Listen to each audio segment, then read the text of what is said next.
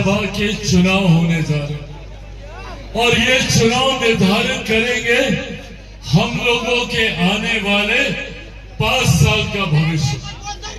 आज जब आप लोगों के बीच आया वैसे आग्रह करने आया हूं कि इन 10 महीनों में एक नए बिहार के संकल्प के लिए हम लोगों को अपने आप को तैयार करना है।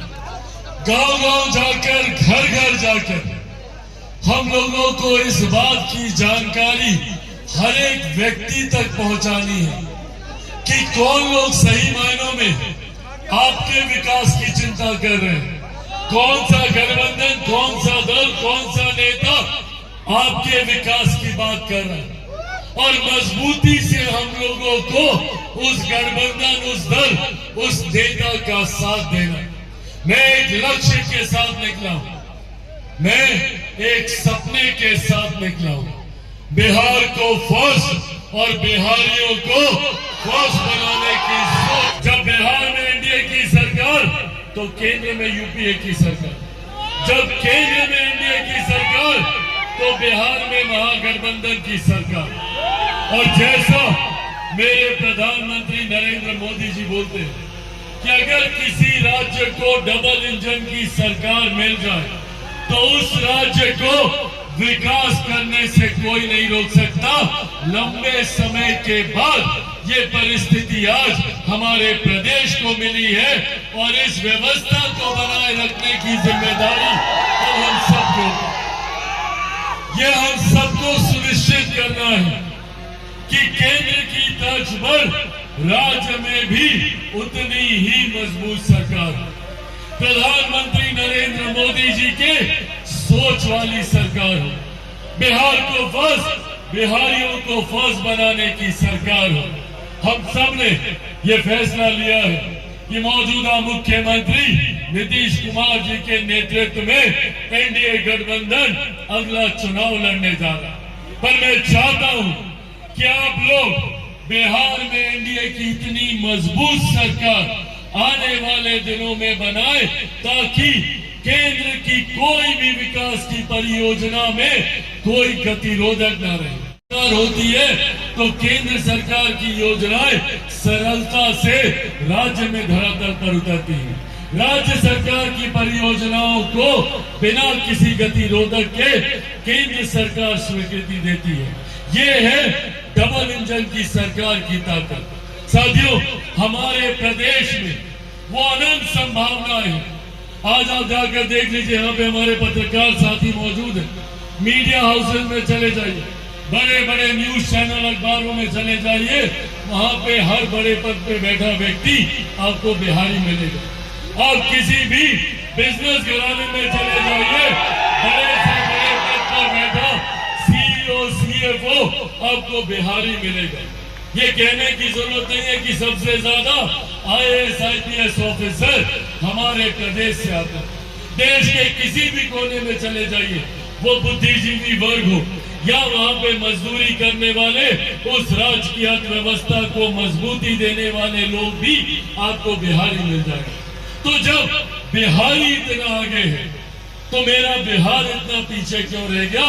ये सवाल हमें अपने आप से करने की जरूरत है। हम लोगों को एक ऐसी व्यवस्था तैयार करने की जरूरत है जहां पर आने वाले दिनों में किसी बिहारी को बिहार छोड़कर बिहार से बाहर न जाना पड़े। इस सोच के साथ चिराग पासवान और बिहार फर्स्ट, बिहारी फर्स्ट कार्य कर रहे।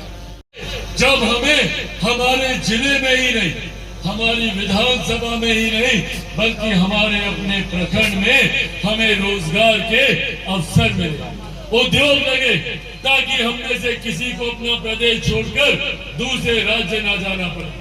आज मुझे इस बात की तकलीफ होती है जब मैं कोटा जाता हूँ, कोटा में पढ़ने वाला बिहारी, पढ़ाने वाला बिहारी, अधिकांश शैक्षिक संस्थानों के मालिक बिहारी, पर व्यवस्था राजस्थान। क्यों ये व्यवस्था बिहार में नहीं हो सकती? क्यों ये व्यवस्था बिहार के अलग अलग जिले, पटना, भागलपुर, मुजफ्फरपुर, औरंगाबाद अलग अलग जिलों में क्यों ऐसी शैक्षिक व्यवस्था हम लोग तैयार नहीं कर सकते। इस सोच के साथ बिहार फर्स्ट, बिहारी फर्स्ट आगे बढ़ने का कार्य करना। मैं समाज के लिए, क्षेत्र के लिए, अपने प्रदेश के लिए समर्पण भाव से इन लोगों ने कार्य करने का काम किया और मुझे उम्मीद ही नहीं, पूरा विश्वास है कि पंकज पासवान जी के आने से न सिर्फ लोक जनशक्ति पार्टी रामविलास को एक नई ताकत मिलेगी, बल्कि बिहार फर्स्ट, बिहारी फर्स्ट को भी एक नई ताकत देने का यह काम करेगा। साथियों, आज बस आप लोगों से यह आग्रह कर जाना चाहूंगा कि आने वाले दिनों में, अब क्योंकि समय कम रह गया, 10 महीने के भीतर बिहार में विधानसभा के चुनाव होंगे और इन 10 महीनों में मैं चाहता हूं कि आप लोग घर घर जाए। जिस विकसित बिहार की सोच के साथ चिराग पासवान निकला है, इस सपने को चिराग पासवान अकेला कतई पूरा नहीं कर सकता।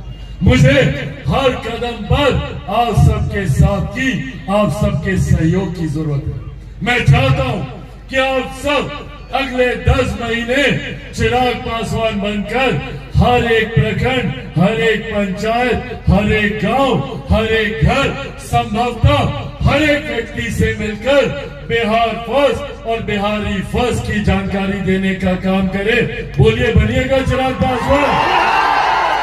ऐसे नहीं, दोनों हाथ उठाकर वादा कीजिए, बना कर दूंगा, ये वादा मैं आप लोगों से करके जाता हूं।